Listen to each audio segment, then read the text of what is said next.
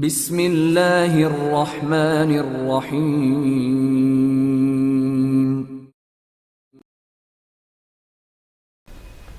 0/0 Imran series मुसन्निफ़ Mazhar Kaleem M.A। Shagil की हालत पागल कुत्ते से भी बदतर हो रही थी। वो बार बार मेज़ पर इस तरह मुक्के बरसा रहा था जैसे इस मेज़ ने उसे अहमक बना दिया हो। हद होगी, हद होगी। वो शैतान की औलाद मेरी आंखों के सामने से निकल जाने में कामयाब हो गया। काश इस मेजर राठौड़ की लाश पहले ही दस्तयाब हो जाती, शागिल ने बुरी तरह दांत पीसते हुए कहा। वो मुसलसल कमरे में टहल रहा था। इसका चेहरा बुरी तरह बिगड़ा हुआ था। आंखों से जैसे शोले निकल रहे थे। मैं इन्हें पाताल से भी निकाल कर लाऊंगा। मैं लासर शहर के एक एक घर की बुनियादें उखड़वा दूंगा। मैं इन्हें बाहर निकलने पर मजबूर कर दूंगा, शागिल ने मुट्ठियां भेजते हुए कहा। उसी लम्हे दरवाज़ा खुला और एक फौजी अफसर अंदर दाखिल हुआ। वो मेजर के रैंक में था। क्या हुआ मेजर चांडिया, क्या इनका पता चल गया? शागिल ने होंठ भेजते हुए पूछा। नहीं जनाब, वो ज़ख़ीरे से खेतों में आए हैं और दो नौजवानों को बेहोश करके वो जीप के ज़रिए मेन रोड पर आए हैं। वहाँ से वो एक मुसाफिर बस में सवार होकर मेन मार्केट के स्टॉप पर उतर गए हैं। इसके बाद इन्हें ज़मीन खा गई है या आसमान, ये मालूम नहीं हो सका। पूरे इलाके की मुकम्मल नाकाबंदी भी की गई है। तमाम घरों, दुकानों, कमर्शियल इदारों की मुकम्मल तलाशी ली गई है। शहर में 100 टैक्सियाँ हैं। इन सब के ड्राइवरों से मुकम्मल और तफसीली पूछगछ कर ली गई है, लेकिन इनका पता नहीं चला। मेजर चांडिया ने जवाब देते हुए कहा। इनकी पहले से प्लानिंग होगी। वो लाजमन किसी ऐसी जगह पर छुपे हुए होंगे जो हमारे लिए आम सी जगह होगी। बहरहाल मैंने ढूंढ निकालूंगा, शागिल ने दोबारा मुठियां भेजते हुए कहा। अब सर, मिलिट्री के बारे में क्या हुक्म है? कमांडर इन चीफ साहब फरमा रहे हैं कि आप इससे पूछें कि क्या मिलिट्री शहर में भी आपके मातहत काम करेगी, क्योंकि वहाँ पॉइंट्स पर नई रेजिमेंटें भिजवानी पड़ेंगी। मेजर चांडिया ने पूछा। नहीं, मेरी तरफ से इनका शुक्रिया अदा कर दें। मिलिट्री को आप वापस लेकर जाएं। अब ये काम सीक्रेट सर्विस का है और इनको पाताल से भी बाहर खींच लाएंगे, शागिल ने रुककर होंठ काटते हुए कहा। ओके सर, मेजर चांडिया ने कहा और फौजी अंदाज में सल्यूट मारकर वो मुड़ा और तेज तेज कदम उठाता दरवाजे से बाहर निकल गया। इसके जाने के बाद शागिल ने मेज़ पर पड़ा हुआ टेलीफोन अपनी तरफ खिसकाया। इसका रिसीवर उठाकर नंबर डायल करना शुरू कर दिए। Yes, main section. राब्ता कायम होते ही एक आवाज़ सुनाई दी। शागिल बोल रहा हूँ, लासर ऑफिस से, शागिल ने फाड़ खाने वाले अंदाज में कहा। इसका अंदाज ऐसा था जैसे दूसरी तरफ से बोलने वाला ही इमरान और इसके साथियों के फरार हो जाने का असल कसूरवार हो। यस सर, टोनी सर, दूसरी तरफ से बोलने वाले ने घबराए हुए लहजे में कहा। सुनो, भाकर को मेरा हुक्म दे दो कि वो फ़ौरन हिटिंग सेक्शन और एक्शन सेक्शन के 50 अफराद को लेकर चार्टर तैयारी से फ़ौरन लासर पहुंचकर मुझे ऑफिस में रिपोर्ट करे। मैं इसका इंतज़ार कर रहा हूँ, शागिल ने इंतहाई करख्त लहजे में कहा। यस सर, दूसरी तरफ से जवाब दिया गया। मैं उसे यहाँ पहुँचने के लिए ज़्यादा से ज़्यादा 1 घंटा दे सकता हूँ, शागिल ने पहाड़ खाने वाले लहजे में कहा और रिसीवर कैडल पर पटक दिया। उसी लम्हे दरवाज़ा एक बार फिर खुला और एक लंबा तड़ंगा नौजवान अंदर दाखिल हुआ। हाँ, क्या रिपोर्ट है तुम्हारी? शागिल ने उसे देखकर मेज़ के पीछे पड़ी हुई कुर्सी की तरफ बढ़ते हुए कहा। मैं नक्शा ले आया हूँ सर, आने वाले ने कहा और फिर जेब से एक कागज़ निकालकर इसे शागिल की तरफ बढ़ा दिया। शागिल ने इसे कागज़ लिया और उसे मेज़ पर फैलाकर इस पर झुक गया। नौजवान अभी तक मुअद्दबाना अंदाज में मेज़ के पीछे खड़ा था। बैठ जाओ शंकर, शागिल ने चौंक कर उसकी तरफ देखते हुए कहा। थैंक यू सर, शंकर ने कहा और सामने रखी कुर्सी पर बैठ गया। इंचार्ज कौन है? इसने कोई हिचकिचाहट तो नहीं दिखाई? शागिल ने कागज़ पर बने हुए नक्शे को देखते हुए पूछा। इंचार्ज का नाम कर्नल सेठी है सर। इससे पहले कमांडर इन चीफ से टेलीफोन पर बात की और फिर वहाँ से उसे बताया गया कि प्राइम मिनिस्टर साहब के हुक्म के मुताबिक लेबॉर्ट्री की हिफाजत का इंतज़ाम सीक्रेट सर्विस के ज़िम्मे लगा दिया गया है और फौज सीक्रेट सर्विस के तहत काम करेगी। तो सर, इसने ये नक्शा मुझे दे दिया, शंकर ने जवाब दिया। लेकिन ये तो नकल है, फोटोस्टेट कॉपी, शागिल ने होंठ काटते हुए पूछा। वो सर, अंदर से यही लेकर आया था, शंकर ने जवाब दिया। शागिल ने कहा और एक बार फिर नक्शे पर झुक गया। खासा पेचीदा इंतज़ाम है हिफाजत का, शागिल ने एक तवील सांस लेते हुए कहा। सर, लेबॉर्ट्री के अंदर तो कोई जा ही नहीं सकता, उसे तो बिल्कुल क्लोज कर दिया गया है और लेबॉर्ट्री के बाहर एक राहदारी नुमा सुरंग चारों तरफ बनाई गई है। इसमें मुसल्लह फौजी मुसलसल गश्त करते रहते हैं। इस राहदारी में दाखिल होने का एक ही दरवाज़ा है और इस दरवाजे के सामने कर्नल सेठी का ऑफिस है, शंकर ने जवाब दिया। हाँ, मैंने चेक कर लिया है। तुम जब 0 पॉइंट पर पहुंचे थे तो तुम्हें कर्नल तक कैसे पहुंचाया गया था? शागिल ने ऊंची निशिस्त की कुर्सी से पुष्ट लगाते हुए पूछा। सर, मैं जीप में जैसे ही लासर पहाड़ियों की डबल आई पहाड़ी पर पहुंचा तो आगे सड़क खत्म हो जाती है। मैंने जीप वहां पर रोकी और फिर नीचे उतरकर जोर से मखसूस कोड बोले। दूसरे लम्हे चट्टान फटी और इसमें से 4 मुसल्लह फौजी बाहर आए। उन्होंने मेरी तलाशी ली और फिर मुझे वो चट्टान के अंदर ले गए। ये एक तवील सुरंग थी जिसे मुकम्मल कंप्यूटराइज किया गया था। वहाँ जगह जगह मुसल्लह फौजी मौजूद थे और रास्ते में चट्टानें थीं जो मखसूस कोड से खुलती थीं। इस तरह मैं कर्नल सेठी तक पहुंच गया और फिर इस तरह नक्शा लेकर वापस आ गया। शंकर ने मौदबाना लहजे में जवाब देते हुए कहा। ठीक है, अब हमें बैरूनी चट्टानों में ही छुपना होगा। इमरान और इसके साथी लाजमन असल रास्ते की बजाय इसी तरफ से दाखिल होने की कोशिश करेंगे, शागिल ने कहा और फिर इसे झुककर एक जगह सुर्ख पेंसिल से दायरा बना दिया। यह हमारा मरकजी पॉइंट होगा। तुम ऐसा करो कि अपने सब साथियों को लेकर वहां पर पहुंच जाओ। मैं वहां जरूरी सामान पहुंचाने का बंदोबस्त करता हूँ। मैंने भाकर को 50 अफराद समेत बुलाया है। हम मरकज में रहेंगे और वो अपने साथियों समेत मुख्तलिफ पॉइंट्स पर ड्यूटी देगा। इस बार इमरान और इसके साथियों को किसी तरह बचकर नहीं जाना चाहिए, किसी तरह भी। शागिल ने मेज पर मुक्का मारते हुए कहा। ठीक है सर, हम पहुंच जाते हैं, शंकर ने उठते हुए कहा। हाँ, तुम पहुंचो, मैं भाकर को और ज़रूरी सामान लेकर वहां पहुंचता हूँ। ऑर्डर्स तो तुम्हारे पास मौजूद ही हैं, शागिल ने कहा। यस सर, मौजूद हैं, शंकर ने सर हिलाते हुए जवाब दिया और फिर मुड़कर बैरूनी दरवाजे की तरफ बढ़ गया, जबकि शागिल दोबारा नक्शे पर झुक गया। वो बड़े सोच कर नक्शे पर निशानात लगा रहा था और फिर तकरीबन आधे घंटे बाद जब इसे पेंसिल रखी तो मरकजी दायरे के अलावा नक्शे पर 10 और दायरे लग चुके थे जो मरकजी दायरे के चारों तरफ फैले हुए थे। इन पॉइंट से बचकर इमरान इसके साथ ही कहीं नहीं जा सकते, चाहे वो किसी तरफ से भी आए। हम इन्हें हर सूरत में चेक कर लेंगे, शागिल ने बड़बड़ाते हुए कहा। उसी लम्हे दरवाज़ा खुला और एक शेर कामत लेकिन भरे हुए जिस्म का नौजवान अंदर दाखिल हुआ। सलाम बॉस, आने वाले ने मुअद्दबाना लहजे में कहा। ओह भाकर, तुम पहुंच गए? शागिल ने चौंक कर आने वाले नौजवान से मुखातिब होकर कहा। यस सर, आपका हुक्म मिलते ही मैं वहां से चल पड़ा था सर, भाकर ने मुअद्दबाना लहजे में जवाब देते हुए कहा। आदमी साथ ले आए हो? शागिल ने होंठ काटते हुए पूछा। यस सर, दोनों सेक्शनों से 25-25 अफराद साथ हैं सर, ये इनकी लिस्ट है सर। भाकर ने जेब से एक कागज़ निकालकर शागिल की तरफ बढ़ाते हुए कहा। शागिल ने कागज़ इसके हाथ से लिया और फिर उसे गौर से पढ़ने लगा। इसे भाकर को हाथ से बैठने का इशारा किया और भाकर कुर्सी घसीट कर इस पर बैठ गया। शागिल ने पेंसिल उठाई और फिर इनमें से 9 अफराद के नामों के नीचे लाइन लगा दी। इनको यहाँ ले आओ ताकि मैं इन्हें अच्छी तरह ड्यूटी समझा दूँ, शागिल ने फॉरेस्ट वापस भाकर के हाथ में देते हुए कहा। Yes boss. भाकर ने फॉरेस्ट वाला कागज़ पकड़ा और उठ खड़ा हुआ। जरूरी सामान भी लाए हो या नहीं? शागिल ने अचानक चौंक कर पूछा। मुकम्मल हीटिंग एंड रीडिंग सामान साथ है बॉस, भाकर ने सर हिलाते हुए जवाब दिया। गुड, जाओ, शागिल ने कहा और भाकर मुड़कर तेजी से बैरूनी दरवाजे की तरफ बढ़ गया। शागिल ने उसके जाते ही रिसीवर उठाया और फिर बाकी मुतालिका सामान के हसूल के लिए मिलिट्री छावनी के कमांडर का नंबर घुमाने लगा।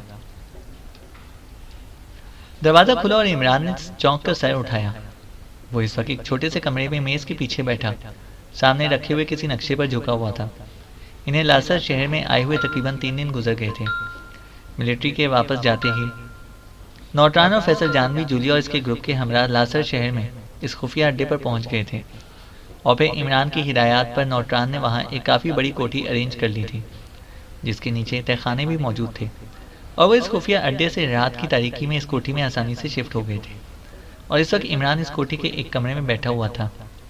दरवाज़ा खुलने पर इमरान ने चौंक कर देखा तो दरवाजे में नौटरान मौजूद था। आओ, इमरान ने संजीदा लहजे में कहा और नौटरान ने आगे बढ़कर अपनी पुश्त पर दरवाज़ा बंद किया और आगे बढ़ आया। क्या रिपोर्ट है? इमरान ने संजीदा लहजे में पूछा। सर, डॉक्टर ताल का छोटा भाई डॉक्टर तासीम एक्रीमिया में कंप्यूटर साइंस लेबॉर्ट्री में काम कर रहा है। वो वहाँ किसी मखसूस प्रोजेक्ट पर काम में मसरूफ़ है। मैंने इसकी तफसीलात हासिल कर ली हैं। इसका कदो कामत बिल्कुल आप जैसा है, आप आसानी से इसका मेकअप कर सकते हैं। नौटरान ने मेज़ की दूसरी तरफ रखी कुर्सी पर बैठते हुए संजीदा लहजे में कहा। वेरी गुड, इसका पता और दीगर तफसीलात? इमरान ने मुस्कुराते हुए कहा। यह है फाइल सर। नौटरान ने कोट की अंदरूनी जेब से एक तहशुदा फाइल निकालकर इमरान की तरफ बढ़ाते हुए कहा। इमरान ने नौटरान के हाथों से फाइल ले ली और फिर उसे खोलकर गौर से देखने लगा। चंद लम्हों बाद इसने सर उठाया और इसके चेहरे पर हल्की सी मुस्कुराहट थी। ट्रांसमीटर ले आओ, इमरान ने मुस्कुराते हुए कहा और नौटरान उठकर बाहर चला गया। इमरान ने दोबारा फाइल पढ़ना शुरू कर दी। थोड़ी देर बाद नौटरान वापस आया तो इसके हाथ में एक बड़ा सा रेडियो जितना डब्बा था। इसने उसे इमरान के सामने मेज पर रख दिया। इमरान ने हाथ बढ़ाकर इस पर फ्रीक्वेंसी सेट की और फिर बटन दबा दिया। Hello hello, Prince calling, over. Imran ने बड़े संजीदा लहजे में बार बार कहना शुरू किया। यस। दूसरी तरफ से X2 की मखसूस आवाज़ उभरी। जनाब, मैंने मुकम्मल जायज़ा ले लिया है। इस लेबॉर्ट्री के अंदर कोई गैर मुतालिक आदमी किसी सूरत दाखिल नहीं हो सकता। पहाड़ियों पर शागिल के आदमी जगह जगह फैले हुए हैं और अंदर तमाम हिफाजती निज़ाम कंप्यूटराइज्ड है और फिर असल लेबॉर्ट्री को मुकम्मल तौर पर क्लोज कर दिया गया है। इसलिए मैंने एक और मनसूबा बनाया है। ओवर, इमरान ने संजीदा लहजे में कहा। क्या मनसूबा है? ओवर। दूसरी तरफ से X2 ने सपाट से लहजे में कहा। जनाब, अंदर प्रोजेक्ट इंचार्ज डॉक्टर सतीश और डॉक्टर ताल हैं। बाकी इनका मामून अमला है। डॉक्टर सतीश का कोई भाई ऐसा नहीं है जो कंप्यूटर साइंस से मुतालिका हो। अलबत्ता डॉक्टर ताल का छोटा भाई डॉक्टर तासीन कंप्यूटर साइंस से मुतालिक है। वो एक्रीमिया में एक लेबॉर्ट्री में काम कर रहा है। अगर उसे वहाँ से अगवा कर लिया जाए और इसके मेकअप में मैं डॉक्टर ताल से रब्ता कायम करूँ तो मुझे यकीन है कि मैं इसके भाई के मेकअप में लेबॉर्ट्री के अंदर दाखिल हो सकता हूँ, क्योंकि नौटरान ने डॉक्टर तासीन के मुतालिक जो मालूमात डॉक्टर ताल के ख़ानदान से इकट्ठी की हैं, इनके मुताबिक इसका कदो-कामत मेरे जैसा ही है। ओवर, इमरान ने कहा। लेकिन ऐसे हालात में वो किसी सूरत भी किसी को लेबॉर्ट्री के अंदर ना जाने देंगे, चाहे वो डॉक्टर ताल का भाई ही क्यों ना हो। ओवर, X2 ने सपाट से लहजे में कहा। मैं समझता हूँ सर, इन्हें मालूम है कि पाकिस्तानी सीक्रेट सर्विस लासर में मौजूद है, इसलिए वो इस वक्त मक्खी से भी बिदक जाएंगे। लेकिन इसके लिए मैंने एक लाइहा अमल तरतीब दे लिया है। ओवर, इमरान ने मुस्कुराते हुए कहा। क्या लाइहा अमल है? खुलकर बात करो। ओवर, X2 का लहजा करख्त हो गया। सर, शागिल चूँकि बेहद टची हो रहा है, इसलिए मैं टीम को साथ लेकर पहाड़ी पर बाकायदा रेड करूँगा और लेबॉर्ट्री में दाखिल होने की कोशिश करूँगा।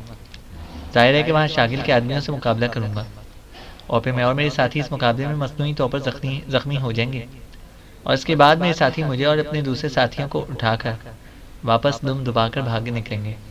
शागिल जाहिर है कि इनका पीछा करेगा और फिर हम वहाँ से इस तरह फरार होंगे कि शागिल को हमारे पीछे शुगरान की सरहद तक पहुँच जाएगा। इस तरह शागिल को यकीन हो जाएगा कि इमरान और उसकी टीम अब जल्दी वापस नहीं आएगी। फिर पाकिस्तान में बाकायदा मेरे शदीद ज़ख्मी होने का तासुर दे दिया जाएगा, क्योंकि लामहला वहाँ शागिल के ऐसे एजेंट मौजूद हैं जिन्होंने हमारा काचार वाला मंसूबा इस तक पहुँचाया है। इन एजेंट्स की रिपोर्ट जब उसे मिलेगी कि मैं शदीद ज़ख्मी हूँ तो वो बिल्कुल मुतमईन हो जाएगा। इसके बाद मैं डॉक्टर तासीन के मेकअप में इत्मीनान से लेबॉर्ट्री में दाखिल हो सकूँगा। ओवर, इमरान ने तफसीली तौर पर मंसूबा बनाते हुए कहा। भागने और सरहद पार करने के लिए क्या मंसूबाबंदी की है तुमने? ओवर, X2 ने पूछा। पहाड़ियों के पीछे एक तेज़ रफ्तार और बड़ा हेलीकॉप्टर छुपाया हुआ होगा। इस हेलीकॉप्टर के जरिए हम बजाय पाकिस्तानी सरहद की तरफ बढ़ने के शुमाल की तरफ शुगरान की सरहद की तरफ बढ़ेंगे और जब शागिल हमारा पीछा करेगा तो हम शुगरान की सरहद पार कर जाएंगे और उसे यही तासुर दिया जाएगा कि इमरान और दूसरे साथी शदीद ज़ख्मी हैं। फिर हम यहाँ पाकिस्तान में अपनी आमद का ऐलान करेंगे और साथ बताएंगे कि हमारा इलाज हो रहा है। इस तरह हम शागिल को ये तासुर देने में कामयाब हो जाएंगे कि अभी फ़िलहाल हम कई महीनों तक वापस नहीं आ सकते और शागिल जो फिलवक्त बेहद टची हो रहा है मुतमईन हो जाएगा। फिर मैं अकेला डॉक्टर तासीन के मेकअप में लेबॉर्ट्री में दाखिल हो जाऊंगा। ओवर, इमरान ने तफसील बताते हुए कहा।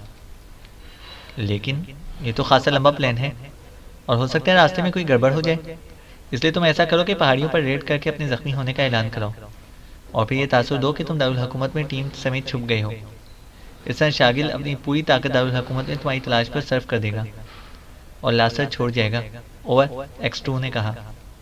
यस सर, ऐसे भी हो सकता है, लेकिन इस तरह हो सकता है शागिल दोनों साइडों पर निगाह रखे। ओवर, इमरान ने कहा। ठीक है, हालात के मुताबिक जिस तरह मुनासिब समझो करो। मैं शुगरान की हुकूमत को आगाह कर दूंगा। ओवर, X2 ने कहा। सिर्फ आगाह करने से बात नहीं बनेगी, एक्रीमिया में डॉक्टर तासीन को भी अगवा कराना है ताकि मैं इसके मेकअप में डॉक्टर ताल के घर पहुंच सकूं। ओवर, इमरान ने मुस्कुराते हुए कहा। ओह, अच्छा ठीक है, मैं आज ही एक्रीमिया में अपने एजेंटों के ज़िम्मे ये मिशन लगा देता हूँ। इसका पता है तुम्हारे पास? ओवर, X2 ने पूछा। यस सर, नोटान से पता मालूम कर लिया है, नोट करें।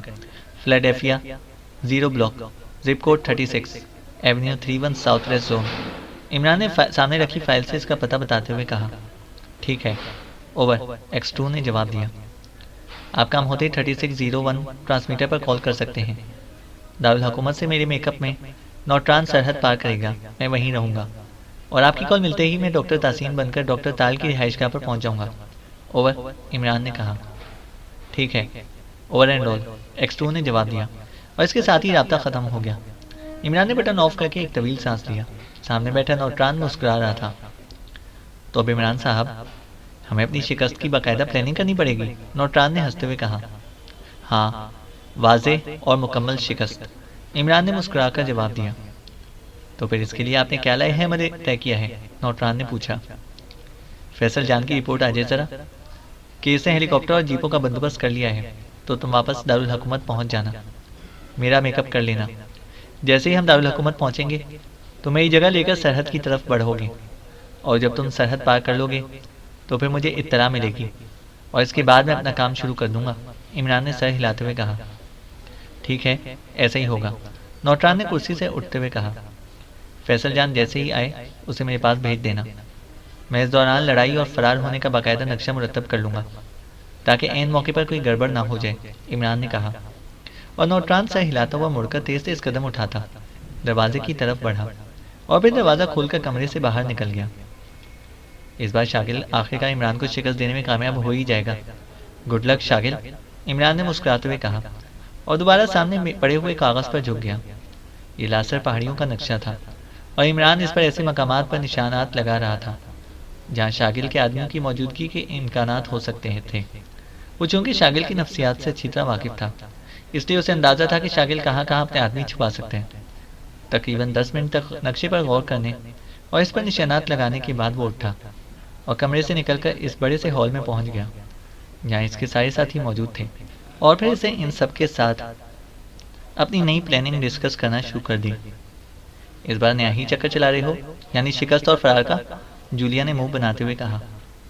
रिहर्सल कर रहा हूँ, आखिर शादी के बाद भी तो ऐसा ही करना पड़ेगा, इसलिए अच्छा है कि अभी से आदत पड़ जाए, इमरान ने मुस्कुराते हुए कहा और फिर उछलकर एक तरफ हट गया क्योंकि जूलिया का हाथ बिजली की सी तेज़ी से हरकत में आया था।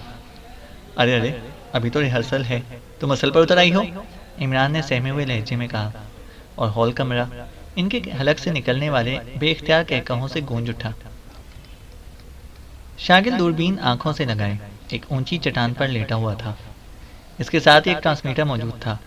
नीचे इसके 5 आदमी बड़े अलर्ट अंदाज में एक स्याह रंग की जीप के करीब खड़े थे। जीप का डिज़ाइन ऐसा था कि वो पहाड़ियों में आसानी और खासी तेज़ रफ्तारी से सफ़र कर सकती थी। अचानक ट्रांसमीटर से टूटों की आवाज़ें निकली तो शागिल ने चौंक कर हाथ बढ़ाया और इसका बटन दबा दिया। Hello hello, Shankar calling, point 6 over. Button दबते ही शंकर की चीखती हुई आवाज़ सुनाई दी। यस, क्या बात है, ओवर, शागिल ने करख्त लहजे में कहा। सर, मैंने शुमाल मशी की पहाड़ियों की तरफ 2 जीपें और मगरिब की तरफ बढ़ते हुए देखा है। दोनों जीपों को कैमोफ्लाज किया गया है, ओवर, शंकर ने जवाब दिया। कैमोफ्लाज? ओह, कितने फासले पर हैं? वो पॉइंट 6 से, और इनका रुख किस तरफ है, ओवर, शागिल ने बुरी तरह चौंकते हुए कहा और साथ ही इसने दूरबीन से हाथ हटा दिया। वो तस्मे के साथ इसके सीने पर लटक रही थी। शागिल ने जल्दी से जेब में हाथ डालकर नक्शा निकाला और उसे अपने सामने फैला लिया। सर, वो पॉइंट 6 से तकरीबन 2.5 किलोमीटर के फासले पर हैं और इनका रुख पॉइंट 3 की तरफ है, ओवर, शंकर ने जवाब दिया। ठीक है, उन्हें मत छेड़ो, पॉइंट 3 को अलर्ट कर दो। जैसे वो इसकी रेंज पर पहुंचे मुझे इत्तला देगा और शुमाल मशरिक की तरफ से घूमते हुए इनके उकुब में पहुंच जाओ, समझ गए, ओवर, शागिल ने चीख कर कहा। यस सर, अच्छी तरह समझ गया हूँ सर, ओवर, शंकर ने जवाब दिया। ओवर एंड ऑल, शागिल ने कहा और ट्रांसमीटर ऑफ कर दिया। तकरीबन 7-8 मिनट बाद ट्रांसमीटर ने दोबारा क्वेश्चन दिया। हेलो, रॉगर बोल रहा हूँ, पॉइंट 3 से। दोनों जीपें सर पॉइंट 3 से मगरिब की तरफ से गुजरकर पॉइंट 11 की तरफ जा रही हैं। इन्हें फौजी भरे हुए हैं, ओवर, पॉइंट 3 के इंचार्ज रॉगर की आवाज़ सुनाई दी। फौजी भरे हुए हैं, ओवर, शागिल ने इस तरह उछलते हुए कहा जैसे इसके पैरों तले बम फट पड़ा हो। यस सर, मैंने दूरबीन से देखा है सर, वो सब बावर्दी हैं, तादाद में 10 के करीब हैं, ओवर, रॉगर ने जवाब दिया। ओह अच्छा, इन्हें मैं रेड स्पॉट पर खुद चेक करूंगा, ओवर एंड ऑल। शागिल ने कहा और फिर वो ट्रांसमीटर बंद करके बिजली की सी तेजी से चट्टान से नीचे उतरा और दौड़ता हुआ जीप की तरफ बढ़ गया। चलो जल्दी करो, हमें इनसे पहले पॉइंट 11 के पहले रेड स्पॉट पर पहुंचना है, शागिल ने सीट पर बैठते हुए कहा। और जीप के साथ खड़े अफराद बिजली की सी तेजी से जीप पर सवार हुए और दूसरे लम्हे जीप एक झटके से आगे बढ़ी और ऊंचाई पर जाने वाले रास्ते की तरफ दौड़ने लगी। ड्राइविंग सीट पर एक मजबूत जिस्म का नौजवान था। जीप तकरीबन 5 मिनट तक इंतहाई तेज रफ्तारी से ऊंची नीची पगडंडियों पर दौड़ती हुई एक बड़ी सी चट्टान की ओट में रुक गई।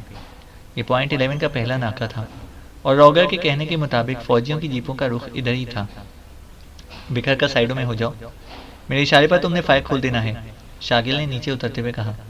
और इसके साथ ही जीप से उतरकर तेजी से मुख्तलिफ चट्टानों के गिर्द फैलते चले गए। शागिल अलबत्ता 2 आदमियों के साथ चट्टान की साइड से खिसकता हुआ एक पत्थर के पीछे छुप गया।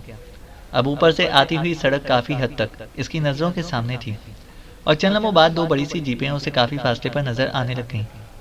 वो इसी तरफ आ रही थी जिधर ये लोग छुपे हुए थे। जीपों की रफ्तार आहिस्ता थी, काफी फासले पर होने की वजह से वो पहले हेवलों की सूरत में नजर आती रही, फिर ऐसा ऐसा वाज़ेह होती गई और चंद मिनटों बाद जब वो करीब आ गई तो शागिल ने देखा कि वाकई इनमें फौजी मौजूद थे।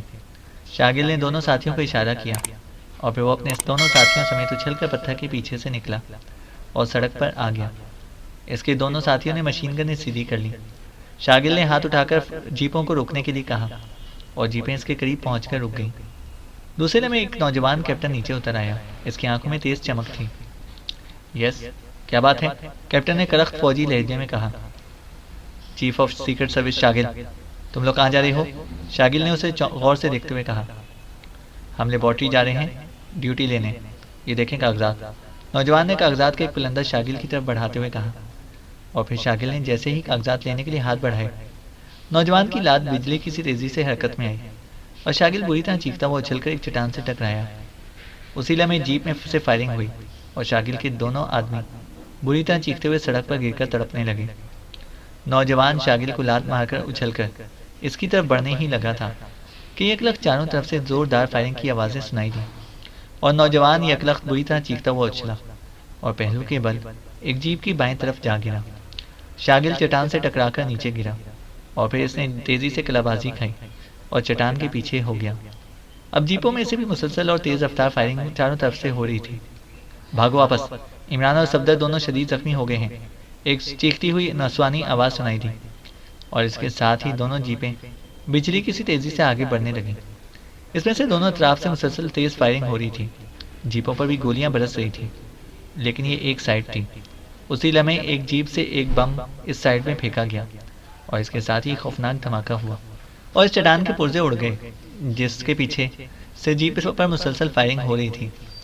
जीपें अब एक मोड़ कर नजरों से गायब हो चुकी थी। इनके गायब होते ही शागिल जो चट्टान के पीछे छुपा हुआ था बर्क रफ्तारी से उठा और इस चट्टान के पीछे भागा जिसके पीछे इसके जीप मौजूद थी। उसी लम्हे 2 जख्मी आदमी चट्टानों के पीछे से लुढ़खुड़ाते हुए बाहर सड़क पर आए। इन दोनों के पहलुओं में गोलियां लगी हुई थी। सर, इन्होंने पहली राउंड में हमें जख्मी कर दिया था, इनमें से एक ने चीख कर कहा।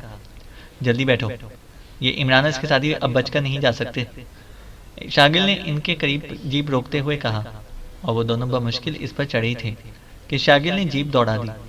मोड़ के करीब ही से इसने जीप आगे सड़क पर ले जाने की बजाय एक और पगडंडी पर डाल दी और थोड़ी देर बाद वो जीप को मुख्तलिफ रास्तों से दौड़ाता हुआ एक और पहाड़ी के ऊपर लेकर गया। पहाड़ी की चोटी पर पहुंचते ही इसने एक मोड़ काटा तो सामने एक पहाड़ी चट्टान पर एक छोटा सा 2 सीटर हेलीकॉप्टर खड़ा था। इसके साथ ही 2 आदमी मौजूद थे।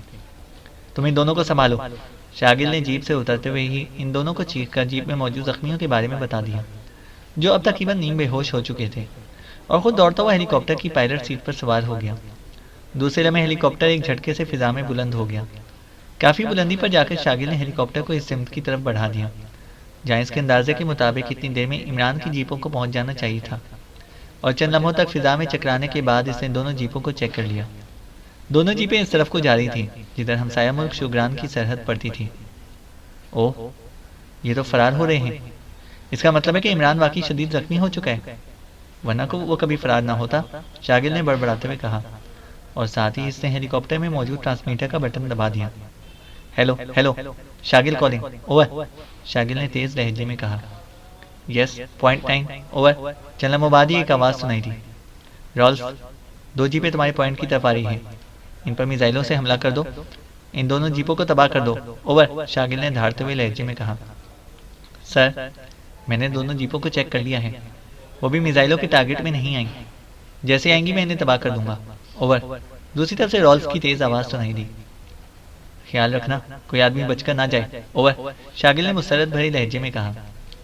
सवाल ही पैदा नहीं होता सर, बस चंद मिनटों की देर है सर, ओवर। रॉल्फ की आवाज़ सुनाई दी। मैं हेलीकॉप्टर पर मौजूद हूँ और चेक कर रहा हूँ, ओवर एंड ऑल। शागिल ने कहा और ट्रांसमीटर बंद कर दिया।